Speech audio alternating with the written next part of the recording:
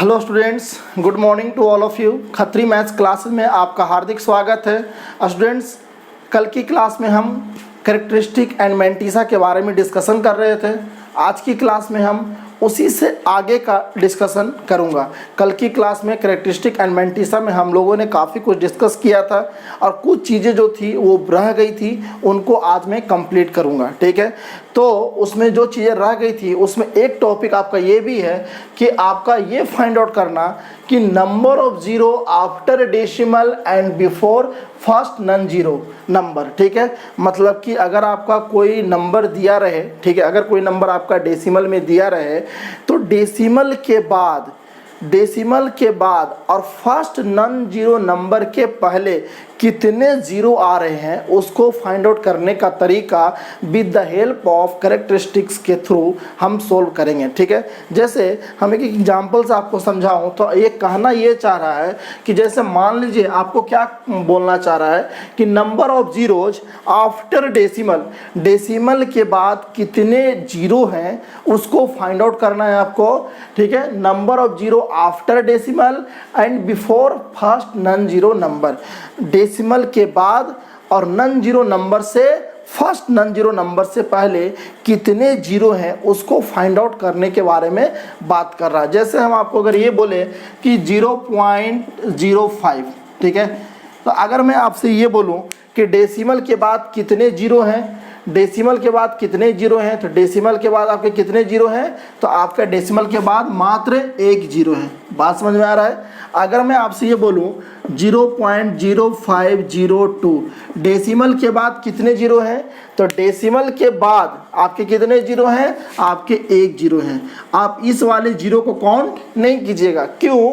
क्योंकि हम आपको क्या बतलाने जा रहे हैं, number of zero after decimal and before first non zero number. Decimal के बाद कितने जीरो हैं और नॉन जीरो नंबर से पहले, तो डेसिमल के बाद और नॉन जीरो नंबर, पहला नॉन जीरो नंबर क्या है आपका 5 है, तो 5 से पहले कितने जीरो हैं, तो एक जीरो है। बात समझ रहे हैं, इसमें आपका ये जीरो काउंट नहीं होगा। डेसिमल के बाद और फर्स्ट नॉन जीरो नंबर से पहले कितने जीरो है उसको फाइंड आउट करने के बारे में डिस्कशन करेंगे। तो अगर आपका इस तरह से नंबर दिया रहे, अगर 0 पॉइंट ऐसे दिया रहे 0.000200532, अगर ऐसा दिया रहे, अब आपसे बोले कि बताइए डेसिमल के बाद कितने जीरो हैं, डेसिमल के बाद और फर्स्ट नॉन जीरो नंबर से पहले कितने जीरो हैं, तो आप आराम से काउंट करके बता सकते हैं। डेसिमल के बाद 1 2 3 जीरो हैं, ठीक है, और फर्स्ट नॉन जीरो नंबर से पहले कितने जीरो हैं, 3 जीरो हैं। ये वाला जीरो आपका काउंट नहीं होगा क्योंकि ये तो आपका नॉन जीरो नंबर से बात का है ना। मैं आपसे क्या बोल रहा हूँ, number of zero after decimal and before first non zero number. First non zero number से पहले कितने जीरो हैं, 3 है। अगर मैं आपसे ये बोलूँ 1.000300005, अब मैं बोलूं कि number of zero after decimal and before first non zero number कितने जीरो हैं, तो आपके टोटल कितने जीरो हैं, तो 4 जीरो हैं। बात समझ में आ गया। तो अगर आपका इस तरह से नंबर दिया रहे तो आप तो बहुत इजीली आप इसको कैलकुलेट कर सकते हैं। आप बिल्कुल इजीली काउंटिंग करके पता कर सकते हैं कि डेसिमल के बाद कितने जीरो हैं और फर्स्ट नॉन जीरो नंबर से पहले आपके कितने जीरो हैं, आराम से आप काउंट करके कह सकते हैं। लेकिन अगर कोई नंबर अगर आपका पावर में हो, जैसे अगर मैं आपसे बोलूँ 1/2, तो ये तो आपके फ्रैक्शन में है। अगर ये 1/2 फ्रैक्शन में है तो अगर हम इसको डेसिमल में कन्वर्ट करेंगे तो ये क्या आएगा आपका 0.5 आएगा ना। अब अगर ये 0.5 है तो मैं इसको इजीली देखकर बता सकता हूँ कि डेसिमल के बाद और फर्स्ट नॉन जीरो नंबर से पहले कितने जीरो हैं, तो डेसिमल के बाद और फर्स्ट नॉन जीरो नंबर से पहले एक भी जीरो नहीं है, तो आंसर क्या होगा, 0। अगर मैं आपसे ये बोलूँ 1/2 का स्क्वायर, 1/2 का स्क्वायर क्या होगा, 1/4 होगा, और 1/4 की वैल्यू क्या आएगा, 0.25। अगर मैं इसको देख के बोलूँ तो डेसिमल के बाद और नॉन जीरो नंबर से पहले कितने जीरो हैं, तो एक भी जीरो नहीं है, तो आंसर क्या होगा, 0 होगा। तो अगर आपका फ्रैक्शन, पहली बात तो ये कि जो नंबर फ्रैक्शन में रहता है वही आपका डेसिमल में कन्वर्ट होता है। दूसरी बात ये कि अगर आपका सिंपल फ्रैक्शन है तो आप इजीली उसको कैलकुलेट करके आप आराम से बता सकते हैं। इसको मैं सिंपलीफाई करके आराम से बता सकता हूं कि डेसिमल के बाद कितने जीरो नंबर है, कितने जीरो हैं या कितने नहीं है, ठीक है ना, मैं आराम से बता सकता हूं। लेकिन अगर मैं आपको बोल दूं कि 1/2 to the power 100, 1/2 to the power 100, अब बताइए कि इसमें आपके डेसिमल के बाद आपके कितने जीरो हैं ये बतलाइए। तो ये बतलाना आपके लिए मुश्किल हो जाएगा। क्यों? क्योंकि 1/2 टू द पावर 100 है, जिसको हम लिखेंगे 1/2 टू द पावर 100। सबसे पहले तो मुझे यही कैलकुलेट करना बहुत डिफिकल्ट है। अगर इन केस मान लो किसी तरीके से मैं कर भी दिया तो इसको कैलकुलेट करने के बाद मुझे इसको डिवाइड करना होगा, डिवाइड करने के बाद डेसिमल में लिखना होगा, तब जाके मुझे काउंट करना होगा, तब मुझे बताना होगा कि डेसिमल के बाद और फर्स्ट नॉन जीरो नंबर से पहले कितने जीरो हैं। बात समझ में आ रहा है? तो अगर कुछ आपके इस तरह के टर्म है 1/2 टू द पावर 100, आपसे बोल दो 1/6 to the power 100, 200, 1/3 to the power 200, कुछ इस तरह के नंबर हैं, और ये तो श्योर है कि अगर ये फ्रैक्शन में है तो ये डेसिमल में कन्वर्ट होगा, ठीक है ना। तो अगर कुछ इस तरह के नंबर हैं और अगर आपसे मैं ये पूछूं कि बताइए इसको आफ्टर सिंप्लीफिकेशन डेसिमल के बाद और फर्स्ट नॉन जीरो नंबर से पहले कितने जीरो हैं, तो ये आपके लिए बताना बहुत मुश्किल होगा, ठीक है ना।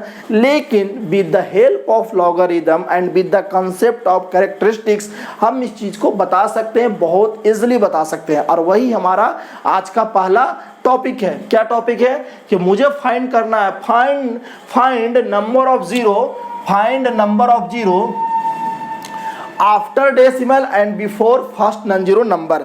After decimal and before first zero number कैसे करना है उसके बारे में डिस्कशन करेंगे, ठीक है स्टूडेंट्स। तो आप समझ रहे हैं कि मैं आपको क्या बतलाने जा रहा हूं। मैं जो आपको बतलाना चाहता हूं उसके बारे में आपको आइडिया मिल गया होगा कि मैं क्या आपको आज बतलाने जा रहा हूं, ठीक है स्टूडेंट्स। तो स्टार्ट करते हैं आज का क्लास, ठीक है ना। तो इसको जिस तरह से मैंने आपको number of digit find out करने को आपको बतलाया था पिछले क्लास में, जिस तरह से मैंने आपको number of digit find out करने को बतलाया था, ठीक उसी कॉन्सेप्ट पर, उसी लॉजिक पर मैं इस भी क्वेश्चन को सोल्व करूंगा। कैसे सोल्व करूंगा इसके लिए मैं आपको कुछ एग्जांपल ले रहा हूं। एग्जांपल से पहले आपको समझाने की कोशिश कर रहा हूं, देन आफ्टर उसको मैं वहां से ऑब्जर्व करके फिर उसको एक जनरलाइज वे में उसको मैं कन्वर्ट कर दूंगा और फिर मैं उसको जनरल तरीके से मैं उसको यूज करूंगा, ठीक है स्टूडेंट। अब देखिए, जैसे मैं आपको बोला कि log 1 बेस 10 की वैल्यू कितनी होती है। log 1 बेस 10 की वैल्यू कितनी होती है? सभी को पता है कितनी होती है? 0 होती है। अगर मैं आपसे बोला log 0.1 बेस 10 की वैल्यू कितनी होती है, तो -1 होती है। log 0.01, ठीक है, बेस 10 इसकी वैल्यू कितनी होती है, तो ये -2 होता है। अगर मैं आपसे बोला log 0.001 बेस का 10 कितना होता है, तो ये आपका -3 होता है। अगर मैं आपसे बोला log 0.0001 बेस का 10 इसकी वैल्यू कितना होता है, तो ये कितना होता है, -4 होता है। कैसे आ रहा है ये आप समझ रहे होंगे।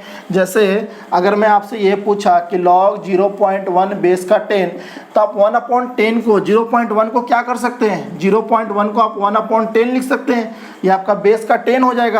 आप 1/10 को क्या लिख सकते हैं, 10 टू द पावर -1 लिख सकते हैं। अभी आपका बेस का 10 है, -1 को आप इधर राइट साइड में लिख सकते हैं, तो ये हो गया -1, और ये हो गया आपका log 10 बेस का 10। इसकी वैल्यू कितनी होती है, 1 होती है, तो -1 × 1 = -1। और इस तरह से आपका ये -1 आया, ये आपका -2 आया, ये आपका -3 आया और ये आपका -4 आया। बात को समझ रहे हैं ना। एक्चुअली में ये सब मैं ऑलरेडी आपको कैसे फाइंड आउट किया जाता है उसके बारे में मैंने आपको बता दिया हूँ, ठीक है। अगर किसी भी स्टूडेंट को अभी भी इसमें दिक्कत हो रही है तो मैं उनको सजेस्ट करता हूँ कि सबसे पहले मेरे प्रीवियस के जितने भी सारे लेक्चर हैं, जितने भी प्लेलिस्ट में बेसिक मैथमेटिक्स के सीरीज में जितने भी प्लेलिस्ट में आपके लेक्चर हैं, आप सबसे पहले सभी को कंप्लीट कीजिए, ठीक है।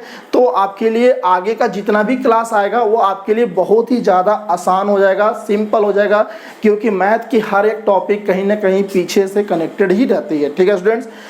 तो ये ध्यान रखिएगा। अब देखिए log 1 की वैल्यू हम 10 बार बार नहीं बोलेंगे, आप अंडरस्टूड रखिए कि बेस में 10 है। तो log 1 की वैल्यू 0, log 0.1 की वैल्यू -1, 0.01 की वैल्यू -2, 0.001 की वैल्यू -3 और 0.001 की इक्वल टू -4। बात समझ में आ रहा है? यहाँ से मुझे एक बात पता चल रहा है, अगर आप ऑब्जर्व कीजिए तो log 1 की वैल्यू 0 और log 0.1 की वैल्यू -1, ठीक है। मतलब कि ये हुआ कि 0.1 से लेकर, ध्यान से समझिएगा, 0.1 से लेके 1 के बीच में अगर आप कोई भी नंबर लेते हैं तो जो उसकी वैल्यू होगी वो -1 से 0 के बीच में ही होगी। मैं एग्जैक्ट तो नहीं बतला सकता है कि कितना आएगा, लेकिन हाँ मुझे इतना ज़रूर पता चल रहा है कि अगर log 0.1 की वैल्यू -1 है और log 1 की वैल्यू 0 है, इसका मतलब कि 0.1 और 1 के बीच में जो भी log लेंगे उसकी वैल्यू -1 से 0 के बीच में ही आएगा, ठीक है। जैसे मैं बोला log 1 0.2, तो 0.2 क्या है, 0.1 से बड़ा है, ठीक है ना, 0.1 से बड़ा है और 1 से आपका छोटा है, तो उसकी वैल्यू भी क्या होगी, अगर वैल्यू 1 से और 0.1 के बीच में लाई कर रहा है, अगर नंबर 0.1 से 1 के बीच में लाई कर रहा है तो उसकी वैल्यू भी -1 से 0 के बीच में ही लाई करेगी। एग्जैक्ट क्या होगा वो मुझे पता नहीं, लेकिन इतना मुझे पता है कि -1 से 0 के बीच में होगा। अगर हम 0.3 ले लें, 0.34 ले लें, 0.4 ले लें, 0.45 ले लें, ये सारे नंबर आपके 0.1 से 1 के बीच में लाई कर रहे हैं, सो दैट इसकी वैल्यू भी -1 से 0 के बीच में होगी। इतना मुझे तो ये जरूर पता चल रहा है, ठीक है। तो मैं यहाँ से क्या बोल सकता हूँ कि अगर इससे मुझे ये आइडिया लग रहा है कि अगर आपके नंबर, ध्यान से समझिएगा, अगर आपके नंबर 0.1 हो, ठीक है, अगर आपके नंबर 0.1 हो, 0.2 हो, 0.3 हो, डॉट डॉट डॉट 0.9 हो, ठीक है, 0.9 हो, तो ये सारे वैल्यू हैं, तो उसके आंसर कितने होंगे, -1 से 0 के बीच में होंगे। बात समझ में आ रहा है? हाँ, 0.9 के जस्ट आगे जब जाएंगे तो वो 9 ये आएगा, तो वो फिर 1 आ जाएगा, ठीक है, तो 1 की वैल्यू तो 0 हो जाएगी। बात समझ में आ रहा है? तो ये सारे वैल्यू हैं। अगर इसमें अगर हम log निकालें, log ये नंबर मान लीजिए कोई नंबर है n, ये सारे नंबर है, तो log n बेस 10, तो इसकी वैल्यू क्या आ जाएगी, इसकी वैल्यू आएगी आपका -1 से 0 के बीच में। बात समझ में आ रहा होगा, ठीक है ना? बात तो आपको समझ में आ रहा होगा कि अगर हम 0.1 से बड़ा और 1 से छोटा अगर मैं कुछ भी वैल्यू बीच में लेता हूं तो उसका जो log होगा वो -1 से 0 के बीच में होगा, 0 के बीच में होगा, 0 नहीं होगा, क्योंकि 0 होगा तब तो वो 1 हो जाएगा। बात को समझ में आ रहा है? ठीक है, आई होप आपको ये चीज़ समझ में आ रहा होगा, ठीक है। अब मैं आता हूँ यहाँ पर 0.1 की वैल्यू -1 और 0.01 की वैल्यू -2, तो अगर हम 0.1 से 0.01 छोटा है, 0.1 बड़ा है, तो 0.01 से 0.1 के बीच में कुछ भी वैल्यू लूँ, अगर मैं कुछ भी वैल्यू लूँ तो उसकी जो वैल्यू होगी वो आपका -2 से -1 के बीच में होगा। ये तो बात पक्का है, ठीक है। क्यों? क्योंकि नंबर इसके बीच में लाई कर रहे हैं तो वैल्यू भी इसी के बीच में लाई करेगा। बात समझ में आ रहा है? तो अगर मैं यहाँ से आपको ये बताऊँ कि अगर आप 0.01 ले लीजिए, 0.02 ले लीजिए, 0.024 ले लीजिए, ठीक है, इस तरह से करते करते आप ले लीजिए 0.09 ले लीजिए, सारे की वैल्यू जो है, सारे की जो वैल्यू है आप क्या हो जाएगा, आपका हो जाएगा -2 से -1 के बीच में होगा। बात समझने की कोशिश कीजिएगा, जो मैं आपको समझाना चाह रहा हूँ उस चीज़ पर ध्यान दीजिएगा, ठीक है। नेक्स्ट अगर मैं इसी तरह से इसमें बात करूं 0.01, ठीक है, तो 0.001 की वैल्यू -3 और 0.01 की वैल्यू -2, तो अगर इस नंबर और इस नंबर के बीच में कुछ भी वैल्यू लूं, अगर इसमें इसके बीच में और इसके बीच में कुछ भी वैल्यू लूं, उसकी वैल्यू होगा -3 से -2 के बीच में लाई करेगा, ठीक है।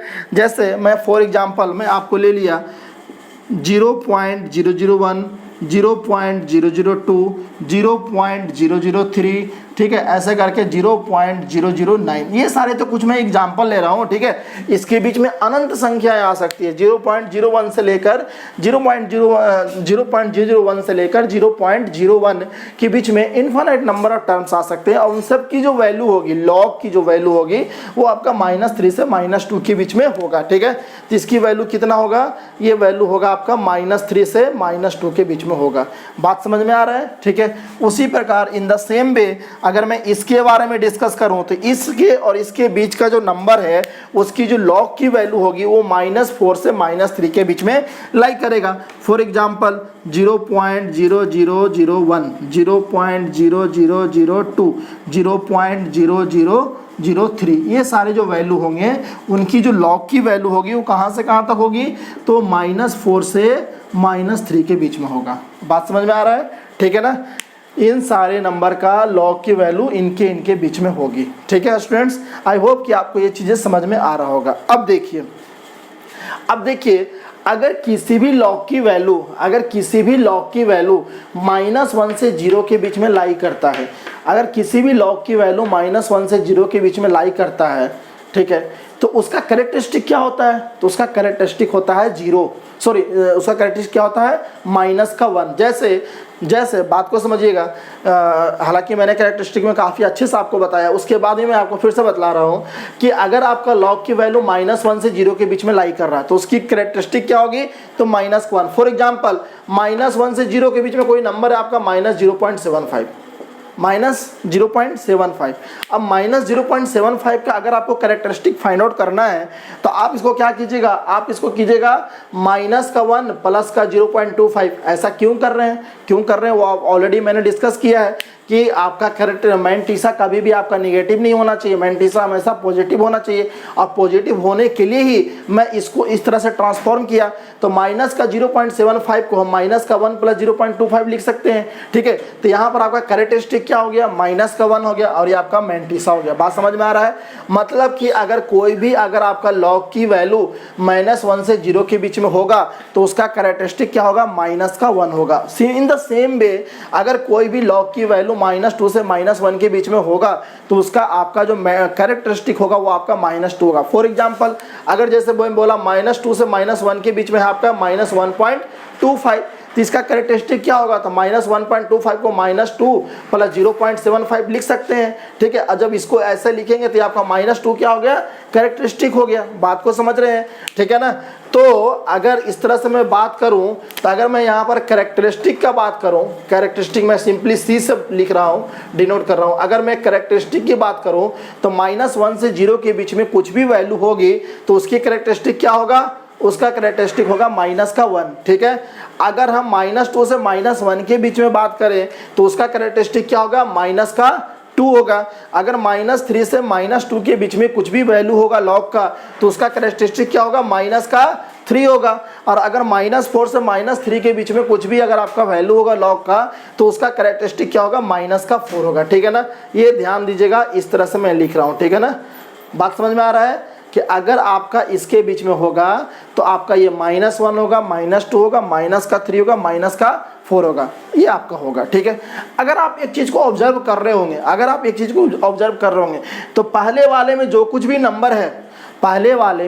भी नंबर है उसमें डेसिमल के बाद और फर्स्ट नॉन जीरो नंबर से पहले कितने जीरो हैं, तो इसमें आपका एक भी जीरो नहीं है। डेसिमल के बाद कितने जीरो हैं, डेसिमल और फर्स्ट नॉन जीरो नंबर के पहले कितने जीरो हैं, तो इसमें एक भी जीरो नहीं है, एक भी जीरो नहीं है, एक भी जीरो नहीं है, एक भी जीरो नहीं है, ठीक है। अगर इस वाले में बात करूं तो डेसिमल के बाद और नॉन जीरो नंबर से पहले कितने जीरो हैं, तो एक जीरो है। बात को समझ रहे हैं। इसमें डेसिमल के बाद कितने जीरो हैं, तो इसमें 2 जीरो हैं, ठीक है। इसमें डेसिमल के बाद कितने जीरो हैं, तो इसमें 3 जीरो हैं। बात को समझ रहे हैं। तो अगर मुझे यहाँ पर ये लिखूँ, इसी वाले चीज़ को, ये जो आपका पूरा ये जो चीज़ है, ठीक है, अगर उसको मैं यहाँ पर लिखूँ, मतलब कि नंबर ऑफ जीरो, ध्यान से समझिएगा। अब मुझे यहाँ पर स्पेस नहीं है इसलिए मैं पूरी चीज़ को लिख नहीं रहा हूँ, लेकिन मैं अगर इसी चीज़ को अगर यहाँ पर लिखूँ कि number of zero after decimal कितना है, तो ये पहले वाले में कितने जीरो हैं, नंबर ऑफ जीरो, तो यहाँ पर तो आपका जीरो है। डेसिमल के बाद इसमें कितने जीरो हैं, तो एक भी जीरो नहीं है, मतलब नंबर कितने जीरो हैं। बात समझ में आ रहा है। इसमें डेसिमल के बाद कितने जीरो हैं, तो इसमें आपका 1 है। बात समझ में आ रहा है। इसमें कितने हैं, तो इसमें आपके 2 हैं। इसमें कितने हैं, इसमें आपके 3 हैं। बात समझ में आ रहा है, ठीक है ना। तो अगर बात को ध्यान से समझिएगा, अगर आप number of zero after decimal, number of zero after decimal आपका जीरो है तो उसका कैरेक्टरिस्टिक क्या है, माइनस का 1। अगर आपका 1 है तो माइनस का 2, अगर आपका 2 है तो माइनस का 3, अगर आपका 3 है तो माइनस का 4। मतलब कि जितने भी जीरो हैं उससे एक ज़्यादा आपका कैरेक्टरिस्टिक है, बट माइनस साइन लगा हुआ है। ध्यान से बात को समझिएगा। अगर मैं यहाँ पर बोल दूँ, अगर अब मैं इसी चीज़ को जनरलाइज कर दूँ, मुझे इतना से एक आइडिया मिल गया, एक पैटर्न कैसे फॉलो कर रहा है वो मुझे मिल गया। अब इसी चीज़ को अगर मैं ये बोल दूँ कि अगर आपका नंबर ऑफ कैरेक्टरिस्टिक आपका जो है, अगर कैरेक्टरिस्टिक अगर आपका माइनस सी है तो ये आपका number of zero after decimal कितना होगा, तो C माइनस 1। बात को समझ में आ रहा है। अगर ये 4 है तो ये क्या होगा, 4 माइनस 1 ही तो हो रहा है 3। अगर ये 3 है तो 3 माइनस 1 2 ही तो हो रहा है, 2 है तो 2 माइनस 1 1 ही तो हो रहा है। तो अगर किसी का कैरेक्टरिस्टिक अगर माइनस का C है तो उसमें number of zero after decimal कितने होंगे, C माइनस 1 होंगे। एंड यही हमें जो फाइंड आउट करना था, ठीक है। इतना जो मैंने भूमिका बनाया उसके पीछे लॉजिक ये था, मुझे सिर्फ ये फाइंड आउट करना कि अगर किसी का भी कैरेक्टरिस्टिक अगर माइनस का C है तो उसमें number of zero after decimal कितना होगा, C माइनस 1 होगा। आई होप आपको ये चीज समझ में आ गया होगा, ठीक है। और यही सबसे मेन चीज है और इसी चीज को आपको ध्यान रखना होगा, ठीक है ना स्टूडेंट्स, कि अगर किसी भी लॉग में अगर उसका कैरेक्टरिस्टिक अगर माइनस का C है तो उसमें number of zero after decimal कितने होंगे, C माइनस 1 होंगे, ठीक है ना स्टूडेंट्स। आई होप कि आपको ये चीज समझ में आ रहा होगा, ठीक है। अब देखिए, ठीक है, तो मुझे जो बतलाना था वो मैंने आपको बतला दिया, ठीक है, कि अगर किसी भी कैरेक्टरिस्टिक अगर माइनस का C है तो number of zero after decimal क्या होगा, C माइनस 1 होगा, ठीक है। अब मैं इसी बेस पर अब मैं number of zero after decimal find करूंगा, ठीक है ना स्टूडेंट्स। तो स्टार्ट करता हूँ क्वेश्चन, ठीक है। आप इसको अच्छे से देख लीजिए। अब मैं इसको हटाने जा रहा हूँ।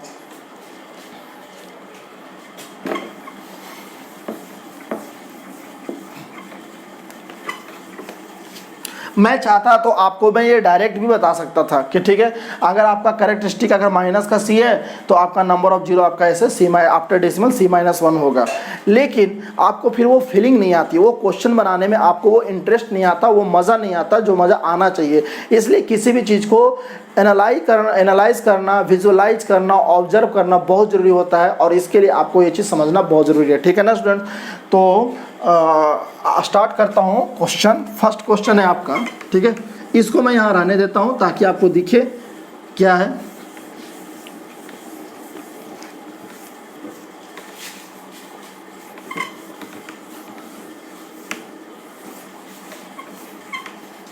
देखिए पहला क्वेश्चन है, फाइंड द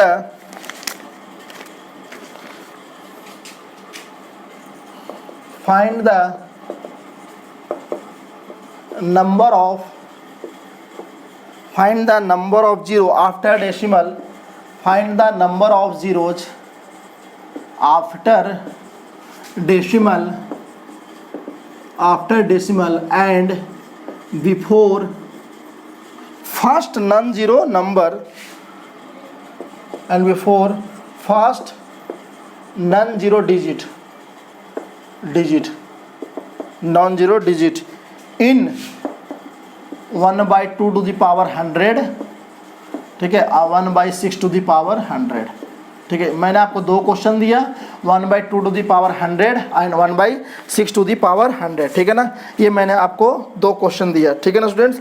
इसमें आपको log 2 की वैल्यू यूज पड़ सकती है और log 3 की वैल्यू यूज पड़ सकती है, ठीक है। log 2 की वैल्यू क्या होता है, तो वो होता है log 2 की वैल्यू होता है आपका 0.3010 होता है और log 3 की वैल्यू क्या होता है, तो log 3 की वैल्यू होता है 0.4771 होता है, ठीक है। तो ये दो चीज़ की ज़रूरत पड़ सकती है तो आप इसका हेल्प ले सकते हैं, ठीक है। ये अब आपको ये फाइंड आउट करना है, ठीक है ना स्टूडेंट्स। अब देखिए, तो हमारा सबसे पहले क्या है, हम सबसे पहले फाइंड आउट करने जा रहे हैं 1/2 to the power 100, ठीक है। आपका नंबर क्या है, 1/2^100। अब इसमें फाइंड आउट करने जा रहे हैं कि इसमें जो है after decimal and before first non zero digit के बीच में कितने जीरो होंगे, अब वो मैं फाइंड आउट करने जा रहा हूँ। तो सबसे पहली बात है कि अगर इस चीज़ के बारे में अगर फाइंड आउट करने जा रहे हैं तो मुझे कैरेक्टरिस्टिक पता होना चाहिए, ठीक है। अब अगर मुझे कैरेक्टरिस्टिक पता करना है तो उसके लिए मुझे लॉग को इन्वॉल्व करना होगा। तो अगर आपका n = 1/2^100 है तो सबसे पहले इसमें लॉग इन्वॉल्व कीजिए दोनों तरफ। तो अगर दोनों तरफ लॉग लगाएं और बेस का हम 10 रखें, ठीक है, तो ये हो गया आपका लॉग, ये बेस का आपका 10 है, 1/2^100 हो गया, ठीक है ना स्टूडेंट्स। अब मैं इसको थोड़ा सा सोल्व कर रहा हूँ तो ये क्या हो जाएगा, लॉग ये होगा 2^-100 और ये हो गया बेस का 10 हो गया। अगर ये -100 हो गया तो ये हो गया, इधर आप राइट साइड में लाइए, -100 log 2 बेस का 10 हो गया कि नहीं, ठीक है। अब log 2 बेस का 10 कितना होगा, 0.3010 होगा। तो -100 इंटू 0.3010 हो गया, ठीक है। तो अगर मैं इसको मल्टीप्लाई करूंगा तो कितना होगा, -30.10 हो गया, ठीक है। अब अगर -30.10 है, -30.10 है, log n की वैल्यू ये है, तो आप क्या बतला सकते हैं कि यहाँ से मेरा कैरेक्टरिस्टिक कितना आएगा। आप क्या यहाँ से बतला सकते हैं कि इसका कैरेक्टरिस्टिक कितना आएगा।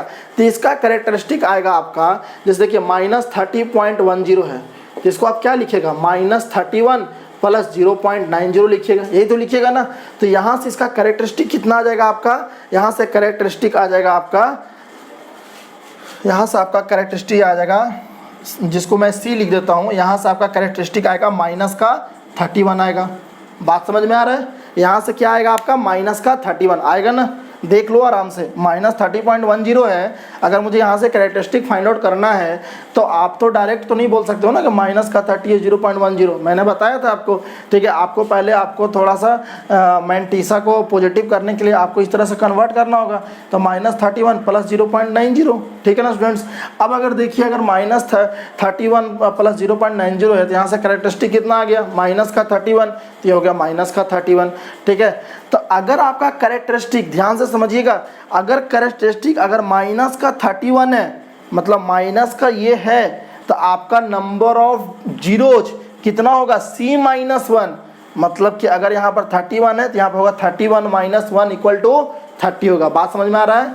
तो अगर ये माइनस का 31 देख रहे हैं ना, अगर ये माइनस का 31 है, अगर माइनस का 31 यहाँ पर रख दे तो C क्या करस्पॉन्ड करेगा, C करस्पॉन्ड करेगा 31 को। और अगर 31 है तो फिर ये क्या करस्पॉन्ड करेगा, 31 - 1 = 30 करेगा। सिंपल सा चीज़ है, ठीक है ना।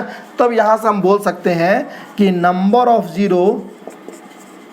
Of zero after decimal and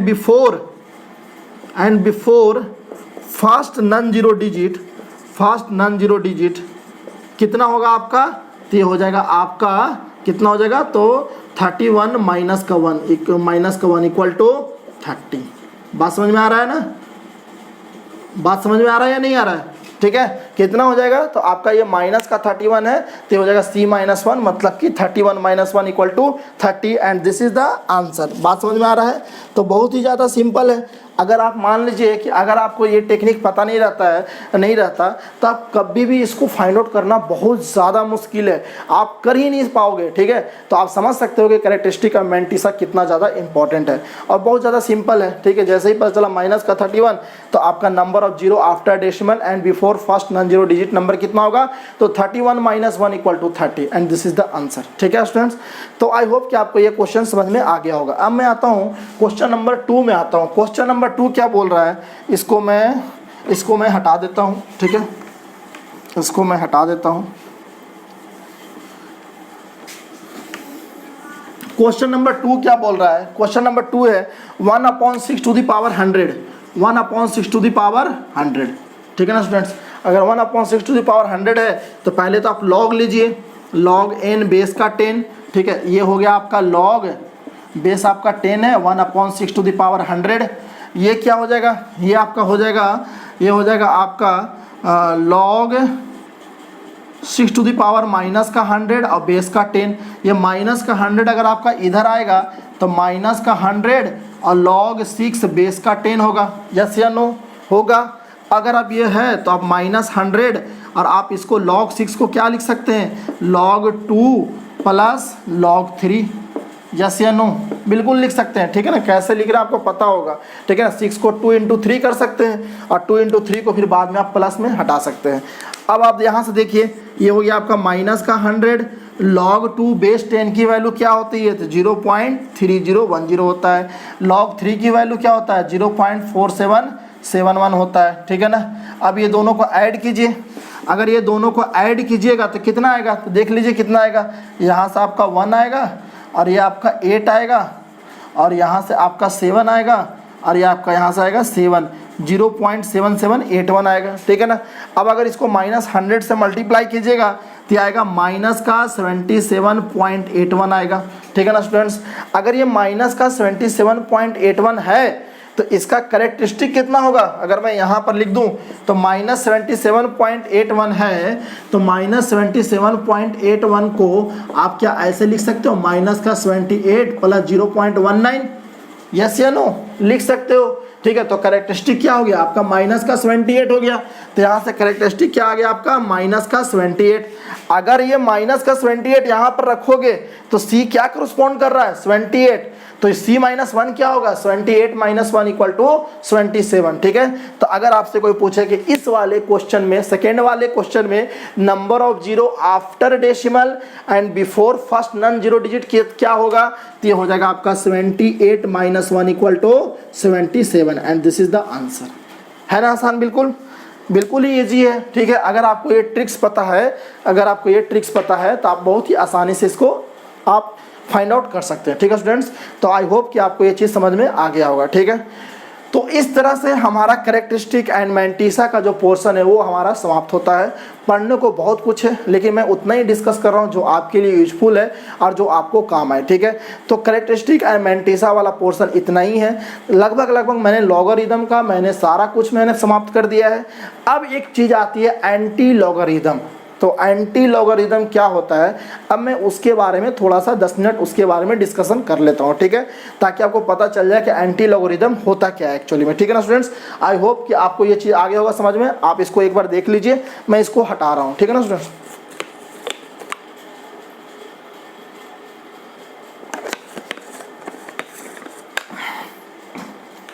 देखिए अब मैं डिस्कस करता हूँ एंटी लॉगरिदम के बारे में। एंटी लॉगरिदम क्या होता है उसके बारे में थोड़ा सा डिस्कशन करेंगे।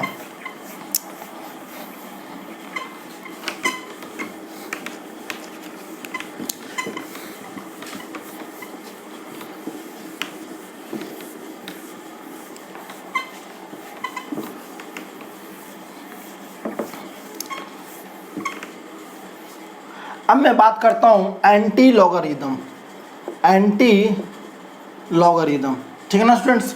तो एंटी लॉगरिदम क्या होता है, तो जो एंटी लॉगरिदम होता है वो आपका लॉगरिदम का जस्ट रिवर्स होता है, लॉगरिदम का जस्ट आपका उल्टा होता है। जैसे मल्टीप्लिकेशन का उल्टा क्या होता है, डिवाइड होता है, ठीक है।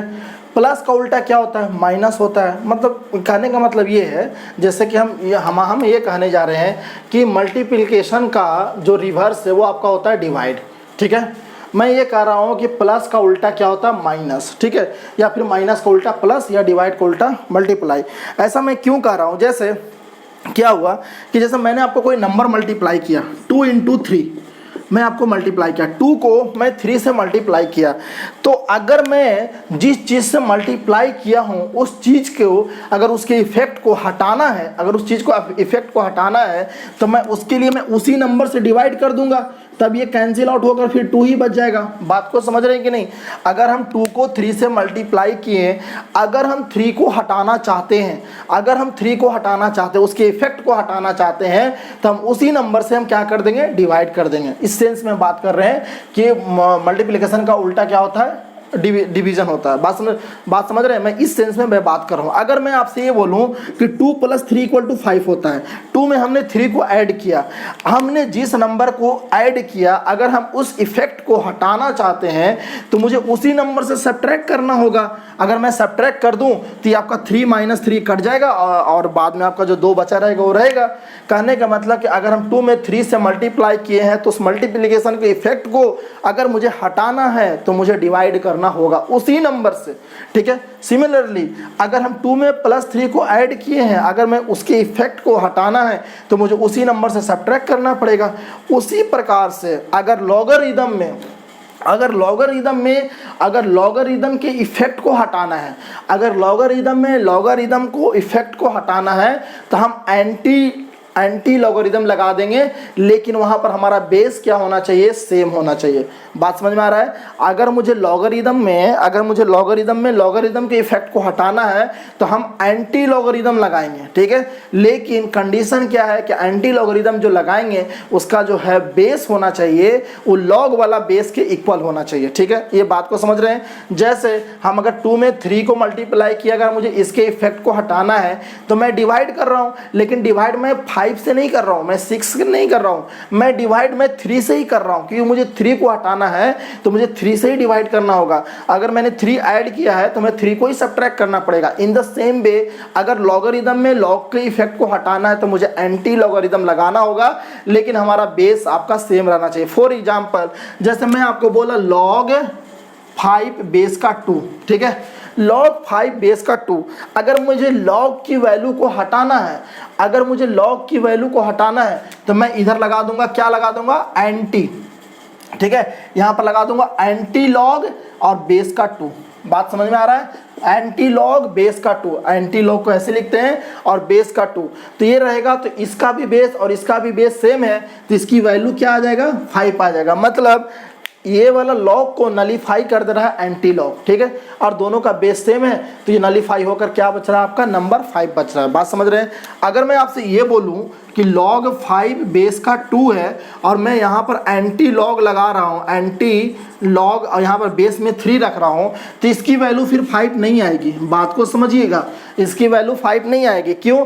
क्योंकि इसका बेस 3 हो गया, इसका बेस 2 हो गया, बेस ही सेम नहीं रहा। ऐसा थोड़े ना है कि अगर मैं 2 को 3 से मल्टीप्लाई कर रहा हूँ और 3 को इफेक्ट को हटाना है तो मैं 6 से डिवाइड करूँगा, ऐसा तो नहीं है ना।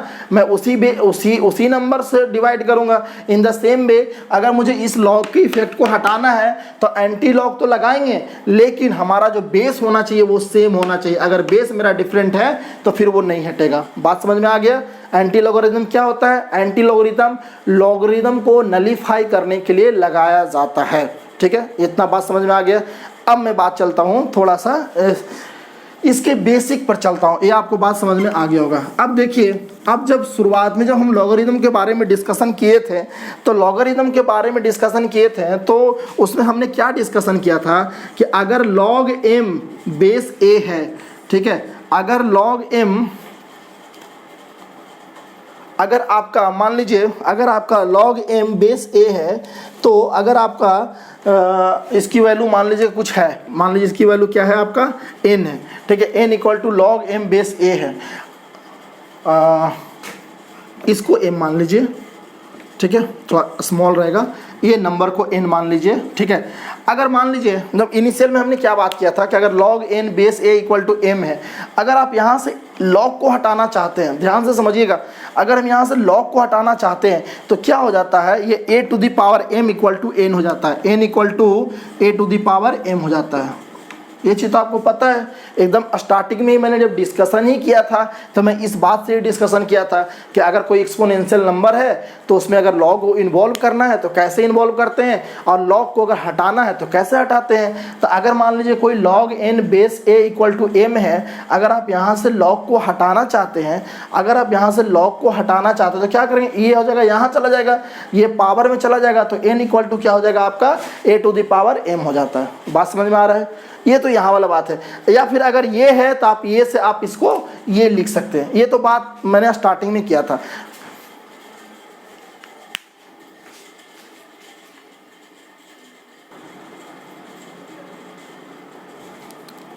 ठीक है स्टूडेंट्स, तो अगर आपका m equal to log n base a है, तो अगर आप यहाँ से अगर आप log को हटाना चाहते हैं तो क्या करेंगे, n equal to a to the power m करेंगे। ये तो मैंने पहले भी देखा था, ठीक है ना।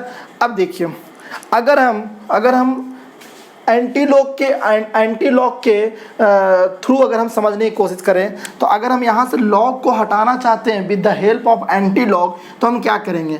तो अगर मैं विद द हेल्प ऑफ अगर एंटी लॉग अगर मैं यहाँ से लॉग हटाना चाहते हैं तो मैं क्या करूँगा, दोनों तरफ आपका एंटी लॉग लगाऊंगा। तो यहाँ पर लिख दीजिए taking anti log both side. अगर मैं दोनों तरफ एंटी लॉग लूँ तो क्या हो जाएगा, ये हो जाएगा आपका एंटी लॉग, ठीक है, ये हो जाएगा आपका एम। हम एंटी लॉग में बेस को ले रहे हैं ए, क्यों ले रहे हैं ये आप समझ रहे हैं, क्योंकि ए लेंगे बेस सेम बेस रहेगा तभी हम लॉग को हटा पाएंगे। और इधर हो जाएगा आपका एंटी लॉग बेस ए और ये नंबर क्या है आपका लॉग एन बेस का ए। बात समझ रहे हैं। तो यहाँ से इसकी वैल्यू क्या आ जाएगी, तो ये तो एंटी लॉग जो है इस वाला लॉग को नलीफाई कर देगा। तो यहाँ से आपकी वैल्यू आएगी एंटी लॉग एम बेस का ए इक्वल टू एन। आएगा या नहीं आएगा। अब ध्यान से समझिएगा, अगर हम ये लिखे हैं तो हम इसको ऐसा कर सकते हैं, ठीक है। एंटी लॉग के थ्रू अगर हम समझने की कोशिश करें तो एन इक्वल टू क्या हो जाएगा एंटी लॉग एम बेस ए, ठीक है। तो अगर हम इसको ध्यान से समझिएगा, इसको और इसको अगर हम कंपेयर करें तो ये n इक्वल टू एन है, ठीक है। तो फिर ये क्या हो जाएगा a to the power m equal to क्या हो जाएगा anti log m base a। बात समझ में आ रहा है। अगर हम इसको और इसको अगर हम कंपेयर करें, इसको और इसको अगर हम कंपेयर करें तो बाय कंपेयरिंग हम क्या लिख सकते हैं, बाय कंपेयरिंग हम क्या लिख सकते हैं anti log m base a equal to a to the power m, है ना। मतलब कि अगर anti log m base a रहे तो हम उसको simply a to the power m लिख सकते हैं, ठीक है ना। और यही हमारा हो गया इम्पोर्टेंट फार्मूला, ठीक है, जिसके हेल्प से हम किसी भी तरह के एंटी लॉग को सोल्व कर सकते हैं, ठीक है स्टूडेंट्स। तो आई होप कि आपको ये चीज़ समझ में आ गया होगा। एंटी लॉग क्या होता है, तो लॉग का जस्ट रिवर्स होता है। लॉग को नलीफाई करने के लिए एंटी लॉग का यूज किया जाता है। एंटी लॉग जब भी हम लेंगे तो उसका बेस हमारा लॉग के जैसे लॉग के इक्वल ही होगा, अदरवाइज वो नलीफाई नहीं हो पाएगा, ठीक है। हम लॉग जब लेते हैं तो हम जब शुरुआत में समझे थे कि लॉग हटाने के लिए हम क्या कर सकते हैं, ऐसा लिख सकते हैं। अगर हम एंटी लॉग की हेल्प से अगर हम हटाएं तो हमारा ये हो जाएगा। अगर हम इसको और इसको कंपेयर करें तो n और n ये दोनों तो इक्वल है, इसका मतलब ये और ये भी इक्वल होना चाहिए। अगर एक साइड का n और n दोनों इक्वल है तो इस साइड का ये और ये भी इक्वल है। इससे ये पता चला कि anti log m base a equal to क्या होगा a to the power m। और यही आपका सबसे इंपॉर्टेंट आपका फार्मूला बनता है एंटी लॉग में, ठीक है। अब यहाँ पर हम आपको 2-4 क्वेश्चन दे रहे हैं और वहाँ से आप एंटी लॉग की वैल्यू फाइंड आउट कीजिए, ठीक है ना स्टूडेंट्स। तो आई होप कि आपको मैंने जो कुछ समझाया वो आपको समझ में आ गया होगा। अब मैं यहाँ से हटा रहा हूँ और मैं आपको कुछ क्वेश्चन दे रहा हूँ। तो ये है आपका, ये वाला मैं पोर्शन सिर्फ रहने देता हूँ क्योंकि इसकी ज़रूरत पड़ेगी, ठीक है ना। यहाँ से मुझे क्या पता चला कि एंटी लॉग m बेस का a इक्वल टू क्या होता है a to the power m होता है। और इसको क्या करना है आपको, इसको मेमोराइज रखना है, ठीक है ना स्टूडेंट्स। अब देखिए, अब मैं आपको कुछ क्वेश्चन देता हूँ। इवेलुएट फर्स्ट क्वेश्चन है एंटी लॉग लॉग 25 बेस का 3, ठीक है। एंटी लॉग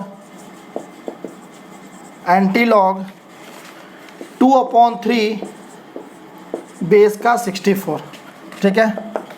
थर्ड है आपका एंटी लॉग 1/100 और ये आपका माइनस का 1/2। और आपका फोर्थ है एंटी लॉग 5 और ये हो जाएगा आपका लॉग 216 बेस 6, ठीक है। अब ये सब की वैल्यू आपको फाइंड आउट करना है, ठीक है। तो बहुत ज़्यादा सिंपल है। पहला वाला क्या है, देखिए आपका एंटी लॉग log 25। यहाँ पर log 25 में बेस 3 है और एंटी लॉग में भी बेस 3 है, मतलब कि इस लॉग को ये एंटी लॉग नलीफाई कर देगा क्योंकि दोनों का बेस आपका सेम है। तो यहाँ से तो आपका सिंपल वैल्यू आ गया 25। बात समझ में आ गया। दूसरी बात, यहाँ पर एंटी लॉग 2/3 64 है, यहाँ पर नलीफाई करने वाला कुछ लॉग ये सब लगा हुआ नहीं है। तो अगर आपका ऐसा है तो फिर हम इसके हेल्प से हटाएंगे।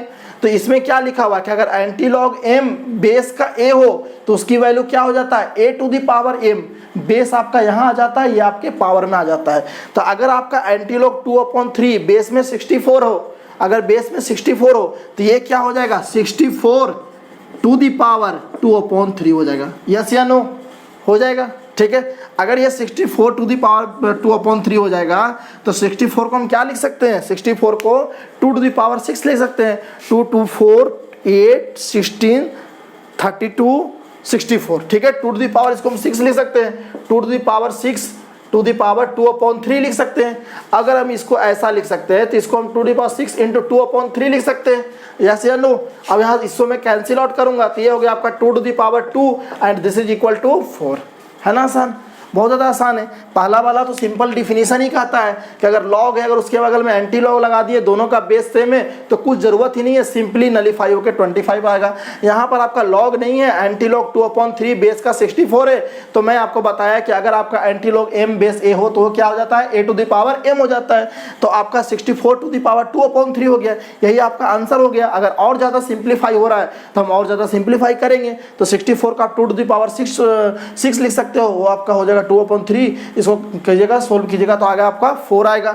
अब मैं अगर इसको देखूं तो anti log -1/2 to the base है आपका 1/100। तो इसको अगर मैं सोल्व करूंगा तो क्या आएगा, 1/100 टू दी पावर माइनस का 1/2। 1/100 को हम 10 टू दी पावर -2 लिख सकते हैं। अब ये हो जाएगा माइनस का 1/2। यस या नो। अगर आप इसको सोल्व कीजिएगा 10 टू द पावर -2 माइनस का 1/2, ये कैंसिल आउट हो गया, minus minus plus 10 to the power 1 equal to 10 and this is the answer. ठीक है, अगर हम इसको सोल्व करेंगे तो देखिए एंटी लॉग log 216, यहाँ बेस 6 है, यहाँ बेस 5 है, तो हम डायरेक्ट तो नलीफाई नहीं कर पाएंगे जैसा मैंने यहाँ पर किया था, क्योंकि यहाँ पर आपका बेस है 6, यहाँ पर बेस है आपका 5। तो सबसे पहले आप इसको थोड़ा सा सोल्व कीजिए। तो अगर आप इसको सोल्व कीजिएगा, अगर आप इसको सोल्व कीजिएगा तो ये कितना आ जाएगा आपका, ये आ जाएगा आपका, ये लॉग, इसको अगर हम सोल्व करें तो ये आ जाएगा आपका, कितना आ जाएगा देख लीजिए, साइड में करके देख लीजिए। log 216 बेस का 6, इसकी वैल्यू कितनी आ जाएगी, तो ये आ जाएगा आपका 216 को हम 6 के पावर क्यूब लिख सकते हैं। यस या नो। और ये बेस में आपका 6 है, ये आपका क्यूब अगर इधर आएगा तो log 6 बेस का 6 हो जाएगा और इसकी वैल्यू कितनी होती है, 1 होती है। तो 3 × 1 इक्वल टू कितना हो जाएगा, 3 हो जाएगा। बात समझ रहे हैं या नहीं, 3 हो जाएगा। तो इसकी वैल्यू कितनी आ जाएगी, तो ये वैल्यू आ जाएगा 3। अब मेरा क्या बन के तैयार हुआ, एंटी लॉग 3, क्योंकि इसकी वैल्यू कितना आया, 3। कैसे आया 3, ये आप देख लीजिए यहाँ से। ठीक है, एंटी लॉग 3 और बेस का कितना है 5। अब तो हम इसको इस फार्मूला के हेल्प से हटा सकते हैं। अगर anti log m base a है तो हम इसको क्या कर सकते हैं, 5 टू द पावर 3 एंड इसकी वैल्यू क्या आएगा, 125 and this is the answer. ठीक है, तो ये हुआ आपका एंटी लॉग का एक बेसिक कॉन्सेप्ट जो आपको जानना चाहिए। ठीक है, एंटी लॉग का आप देखेंगे बहुत सारे बुक में टेबल दिया रहता है, उससे एंटी लॉग फाइंड आउट करना होता है, तो वो सब आपको जानने की ज़रूरत नहीं है। ठीक है, वो सब फिलहाल के लिए तो आपकी कोई ज़रूरत की चीज़ नहीं है। आपका जो एंटी लॉग का जो बेसिक कॉन्सेप्ट है वो मैंने आपको बतला दिया। ठीक है, एंटी लॉग से लॉग कैसे फाइंड आउट करते हैं, कैसे नलीफाई होता है, कैसे फार्मूला बनता है, वो सब मैंने आपको डिस्कस कर दिया।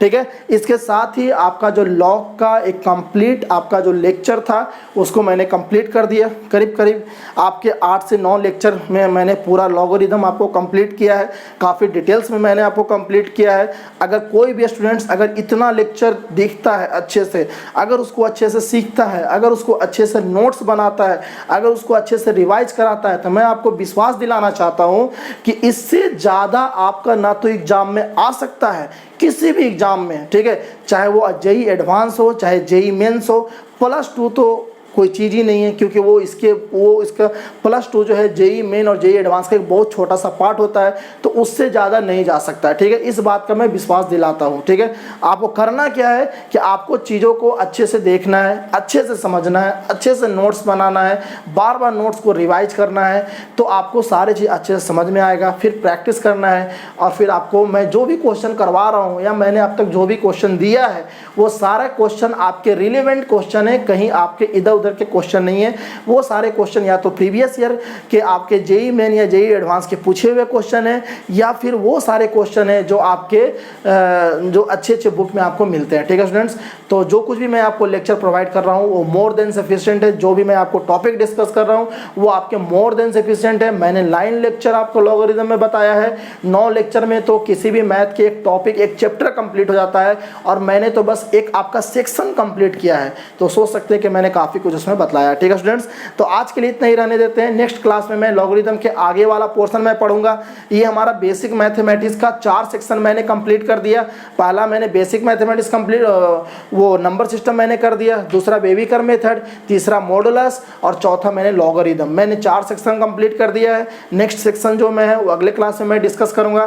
तो अगर आपको ये वीडियो अच्छा लगे तो वीडियो को लाइक कीजिए, शेयर कीजिए, सब्सक्राइब कीजिए, लोगों में ज़्यादा से ज़्यादा लोगों में फैलाइए, तो कि स्टूडेंट्स को पता चले कि कम से कम आपका जो है फ्री में आपको एक बेस्ट एजुकेशन देने की कोशिश की जा रही है। ठीक है स्टूडेंट्स, तो आज के लिए इतना ही। जय हिंद, जय भारत।